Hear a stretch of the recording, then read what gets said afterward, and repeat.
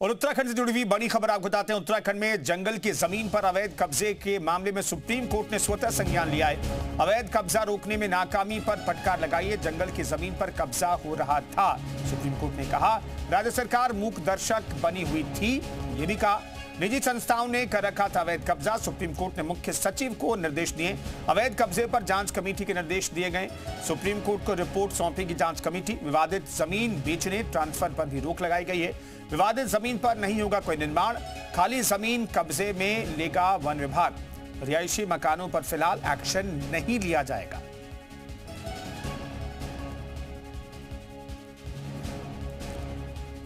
तो वन विभाग की जमीन पर मूक दर्शक बनी हुई थी सरकार। अरविंद सिंह हमारे सहयोगी इस खबर पर बातचीत करने के लिए दिल्ली जुड़ रहे हैं। अरविंद, क्या कहा है सुप्रीम कोर्ट ने?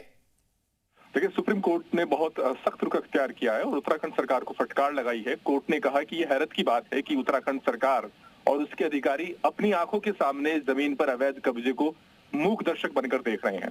तो कहीं ना कहीं उत्तराखंड सरकार का जो लचर रवैया है उस पर कोर्ट ने नाराजगी जाहिर की है। दरअसल ये जो जमीन पर अवैध कब्जे का मामला है इसमें सुप्रीम कोर्ट ने स्वतः संज्ञान लिया है और कोर्ट ने ये कहा है कि जो प्रिंसिपल सेक्रेटरी हैं वो एक कमेटी का गठन करेंगे। कमेटी इस मामले में जांच करके कोर्ट को रिपोर्ट देगी और अगले सोमवार को सुप्रीम कोर्ट में इस मामले को लेकर के सुनवाई होगी।